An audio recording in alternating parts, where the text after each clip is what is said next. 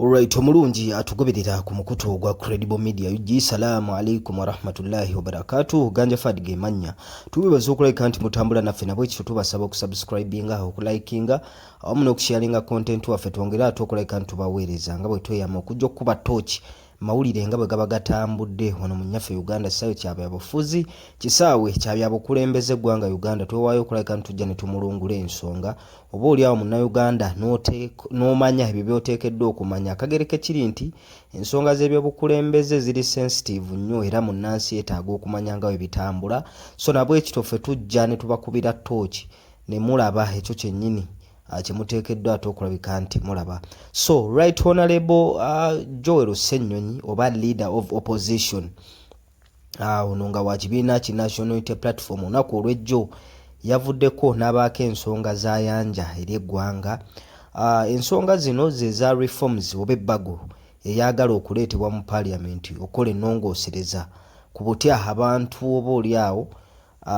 bwe banaalondamu pulezidenti waabwe oba pulezidenti butya bwanaalondebwanga. Okusinziira ku bigambo bya Joel Ssenyonyi agambye babiwulira bitambulatambula eyo. Omanye ekintu kyonna nga kinajja mu ggwanga lino abazze bagoberera ebyobufuzi by'e Uganda wano kisookera mu nvuuvuumo speculations ezo abantu ne balowooza nti rumors. Tujjukira nga constitution ya Uganda bagikolako amendment mu mwaka gwa 2005 eyo yali ya term limits. Term limits ezo zajjanga nvuuvuumo ssemateeka ya 95 eyo muno mugiraba bagenda gikolako ennongoosereza. Mwami Museveni ndowooza awo yali yakafuga emyaka egiwerera ddala 20 giri 10 egyasooka egitali kumuvuganya ng'ali mu kutereeza constitution biki, then ne 10 eryaddako mu kalulu ka 95 then n'akalulu aka 21. Kati constitution eya 95 yali emaze okulabika nti emukwata akatibba nga tateekeddwa kudda mu kalulu ka 26. Mu kalulu ako ekyali kimukugira kaali kawaayiro akaali mu ssemateeka aka term limits. Era yaliwo NRM yavaayo ebiseera ebyo n'agamba bannange twetaaga okukola ennongoosereza mu ssemateeka era ekyo ne kiyita ababaka b'NRM nga bw'obamanyi bwe bazze bakola kuba ebiseera ebisinga bwe baba ne majority mu Parliament awo ne baliisa kakawaayiro ne bakajjamu mu Parliament. Then tuddayo mwaka gwa 2017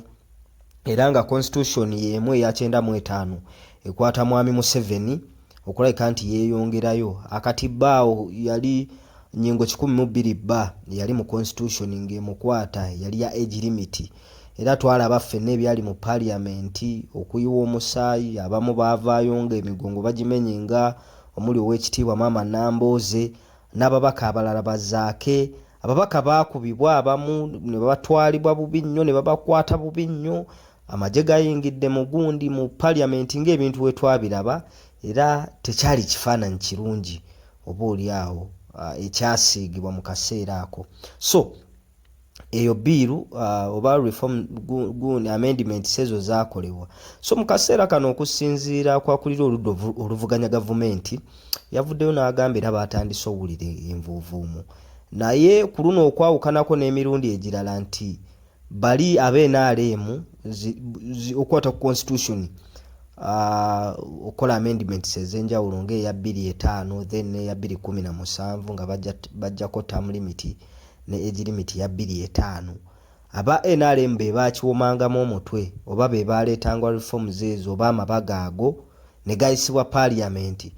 Mbu ku luno yandiba opposition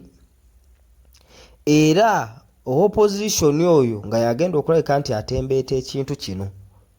era nga y'omu ku bakikumamu omuliro. So okusinziira ku maloboozi ag'enjawulo ge tufuna mu bantu ab'enjawulo omuntu agezaako ssaawa zino okulemera ku ky'okuleeta reforms mu Parliament wano bakole ennongoosereza na biki abadde former leader of opposition ow'ekitiibwa Mathias Mpuuga. Kati ow'ekitiibwa Joel Ssenyonyi bw'avaayo n'agamba nti akiri mu ssaawa zino agezaako okukidriving okuleeta ebbaga eryo mu Parliament opposition abantu kibaleetera okulabika nti bafumuyitiriza nnyo n'okulowooza yandibaani ayinza kubaani oyo kuba reforms ezo bwe banaazireeta oba ebbageri bwe banalireeta mu parliament lijja kubaamu n'ebirungi okusinziira nga Joel Ssenyonyi bwagezezaako okunnyonnyola naye ebirungi ebyo oba oliawo abali mu gavumenti bajja bibuusa amaaso okusinziira ku Ssenyonyi bwatembeesa ensonga ze then batunuulire ennyo kino ekyokukyusa nga bannayuganda tebakyalina buyinza bulonda pulezidenti wabula ng'obuyinza bwe basigaza bwakulonda babaka ba parliament then babaka ba parliament ne beekolamu omulimu ku pulezidenti gwe banaalonda so mu mbeera ezifaananako bwe zityo kiba kyeraliikiriza nga bwe tuzze tulaba parliamenti yaffe n'enneeyisa yaayo n'engeri gy'ebadde ekolamu emirimu gyayo n'obuli kati amawulire agasinga okusatulatinga ag'obuli bw'enguzi obulyake n'obulabbayi then nebyezzeekola byonna ebyokukola constitution amendment singa term limit age limit abantu beebuuza bwe tunaawa parliament eno obuyinza oba oliawo parliament ebbago lino bwe linaayita ne bakola ennongoosereza nga bwe baagala ozikola ne bakyusa ssemateeka obuyinza ne budda eri parliament nga ffe tulonda babaka kinaaba kitya munansi agenda kulabika nti ayita atya mu mbeera efaananako bwetyo so abantu babadde n'ebbeetu erigenda oba oliawo ne basuula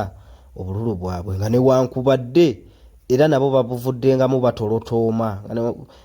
nga newankubadde bazze bapracticinga ne balonda bwe bakakasa nti balonze babuvuddemu batolotooma nti bannange bwe tulonze ate obululu babubbye ate ne bagenda mu kooti ate kooti nayo ebintu nga bwe bize bitambula akakiiko k'ebyokulonda tekeetengeredde ebyo byonna tuzze tubiraba mu bululu obw'enjawulo era aga amaloboozi okusingira ddala gasinga kuvaayo mu kalulu ka 2006 akalulu ka 2011 n'akalulu ka 2016 ne kano ke twakamala aka 2021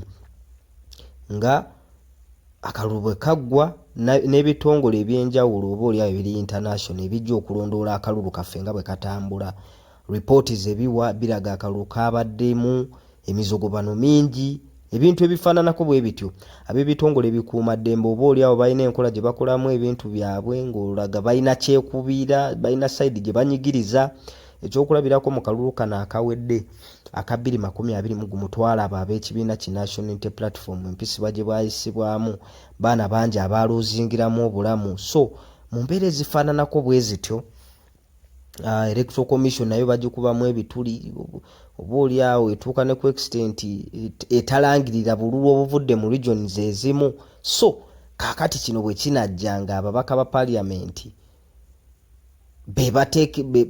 betulina okulonda ne bayingira parliament ngera bwe tuzze tukuba tooki mu masiga ag'enjawulo bw'otunira essiga lya judiciary eyo naye ebiriyo nabyo binakuwaza oli bw'enguzi omwavu tasinga musango ebintu ebifaananako bwe bityo bwe tugenda mu ssiga eddala lino erya parliament ate mu kisanja kino ebintu ebibadde mu parliament binakuwaza okugabana omusimbi abakozi ba parliament okwenyigira mu kubulankanya ensimbi abamu ku banene mu parliament okulabika nti ate era be bamu ku bali mu ssaga z'obulyake obuli bw'enguzi okwezibika ensimbi y'omuwa omusolo n'ogigabana ebweru w'amateeka kakati eyo parliament gye tunaawa obwesige oba oliawo neetuwa omukulembeze bannayuganda oba oliawo gwe bayayaanira okufuna anaabatebenkeza n'otwala eggwanga mu maaso nga babaka betusindikayo balaze nti bakolerera mbuto zaabwe tebakolerera bantu oba oliawo okusinziira ekifaananyi kye batusiigidde mu parliament eziwedde ate parliament eno ey'ekkumi yo yeekansizza nnyo mu nkola gyekozeemu emirimu gyayo era kinakuwaza bannayuganda kibaleetera emitima gyabwe okulabika nti gyennyamira n'okwennyika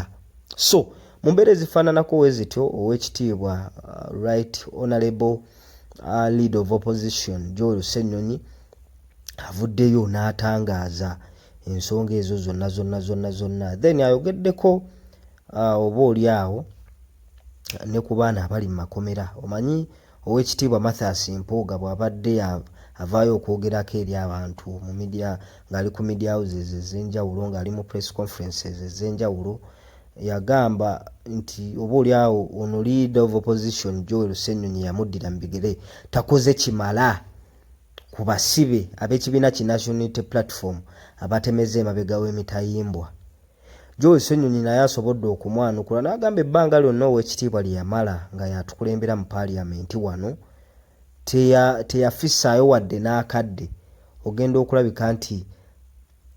atukulemberamu okukyalira ku baana abo abasibe wabula yayogeranga bwogezi era n'atukakasa Joel Ssenyonyi nti amaloboozi g'abasibe nga Olivia Lutaaya bamachete bagamba nga twabiwuliranga naffe nga leader of opposition atwogerako naye nga munnange tetulaba muntu yenna ajja kulabika nti atulabako. So Right Honorable Joel Ssenyonyi ekyo yakikola ne bagenda okulabika nti balaba ku basibe n'okubazaamu essuubi nti obusibe bukoma. Omuntu yenna bw'abanga akakasa nti ekyamusibya atalina musango gwe yazza kuba kugezesebwa eri Mukama Katonda naye amala n'amujjukira akaseera akatuufu nga katuuse. So mu mbeera ezifaananako bwe zityo Joel Ssenyonyi awo nawo agezezaako okulabika nti akola clarification ku ebyo ow'ekitiibwa Mathias Mpuuga byabadde ajja ayogera. Then alina ne waakoonyeera mu nsonga ezo ze zimu n'atugamba omukulu ono yaduumiranga okwekalakaasa nga twekandagga ku nsonga oboolyawo ze tuba tulaba nga tezitambula bulungi mu paaliyamenti n'atuduumira tufulume naye ate wayitawo akaseera mpaawo kaaga ng'atukomezaawo ng'ate tatuwadde na nsonga lwaki tulabise nti tukoze eki tukomyewo. So byebyo ebyobufuzi nno nga bwe bitambula wano mu Kampala Uganda oba mu nnyaffe Uganda. So ebintu biri bwe bityo naye wano kye tusinze okulabika nti tujjamu mu bigambo Joel Ssenyonyi byayogedde oba kye twagala okwefumiitirizaako statement emu gy'akoze envuvuumo zino ezitambula nti oboolyawo abakulu balina ebbago lye baagala okuleeta mu paaliyamenti okukola reforms na biki naye okusingira ddala ku guno omulundi okwawukanako n'emirundi emirala akitudde oboolyawo mu steering oba agenda okukivuga agenda kubeera wa opposition. Then mbu bali baveeyo boogere bagamba bannanga ate ffe mutunenyezaaki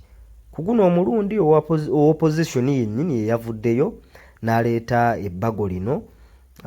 tukole reforms era ekintu tukikoze kino kye tuvuddeyo nakyo. So bannayuganda mu mulimu gwammwe gwe mulina okulabika nti mukola mulonde babaka ffe president tukole ki tukyekolereko. Twalaba akalulu akawedde aka 2021 wakati mu kuba nti eggwanga lyali mu pandemic eya COVID-19 nga waliwo restrictions nga waliwo curfew waliwo n'ennamba y'abantu oboolyawo eyessalira kwe balina okulabika nti bakoma okwetaba mu campaigns ez'enjawulo oba baali abantu 200,000 be baali bawanga buli mukulembeze akuba olukuŋŋaana namba yali bwetyo naye twalaba omukwano n'abantu abayitirivu abatambulanga ne leader of opposition oba akutte bendera y'oludda oluvuganya ssaawa zino president w'ekibiina ki National Unity Platform ow'ekitiibwa Robert Kyagulanyi Ssentamu mu president ng'atambula n'abantu bayitirivu nnyo abantu bamulaga omukwano wakati mu kuba nti waliwo restrictions ezo ng'era n'ab'ebitongole ebikuumaddembe bakozesaaga amateeka agaaliwo okulabika nti gakugira okusaasaana kw'ekirwadde ki COVID-19 okulabika nti basuppressinga abantu era abantu bangi baakubibwa abantu bangi baasibibwa abamu oboolyawo b'opposition bagamba babakwata mu ngeri ya kukwasisa mateeka ga COVID naye ng'ate oboolyawo babakutte ensonga za byabufuzi. So ebyo byonna byalimu mu kalulu ako akawedde aka 2021 kati abamu bagamba nti oboolyawo wandibaawo entiisa nti olaba oli yali COVID nga waliwo restrictions oba okumyumyula okw'ekika ekyawaggulu ku ntambula y'abantu n'enkuŋŋaana z'abantu ekintu ne kirabikanga bwe kyalabika kinaaba kitya mu kalulu ke tunaagendamu kano aka 2026 nga buli kimu kyetadde nga buli kimu kitambula in normal way. Kakati abamu oboolyawo ne baleeta endowooza eyo nti oboolyawo abakulu akalubandi banga bakeeraliikiridde bakatidde omuliro ogunaakabeeramu. So ezo zonna tuwulira ndowooza z'abantu ffe ze tujja wano oba oli awo ne tukubamu ttooki n'okumulungula naawe n'oteeka endowooza zo oba endowooza yo mu comment section awo. Kikulu nnyo ntulabika nti tutambula ffenna. So oyo yabadde ow'ekitiibwa Right Honorable Joe Ssennyonyi ng'agezaako okulabika nti atangaaza eggwanga ku nsonga ezo ffenna ze tukakasa nti ziri sensitive oba ffenna ze tukakasa nti bannayuganda babadde beetaaga okuziwulira. Ekintu ekyo bwe kiba kizze gwe ndowoozayo ki? Tulonde babaka bano abeeyisizza nga bwe beeyisizza mu paaliyamenti zino eziwedde obuli bw'enguzi ne balaga nti tebafaayo ku balonzi baabwe. Abamu abalonda tebaddanga na ku gurawundi, bali eyo bakuba bibejjagala, ensimbi baziridde, bakumpanyiza ensimbi mu paaliyamenti awo. Kaakati gwe munnayuganda ki ky'oyagala? Gwe kwekkira mu kabokisi kulonda pulezidenti wo, gwe weegwanyiza oba olonde babaka bagende bakulondere pulezidenti? So mu comment section awo musobola tuteeramu endowooza zaffe, endowooza zammwe, naye nga bannange tubeebaza okulabika nti mutambula naffe ku mukutu ogwa Credible Media UG. Tubasaba ne kusaba yenna okusubscribinga, okulayikinga wamu n'okusharinga content waffe, kituwa amaanyi n'embavu okwongera okubaweereza.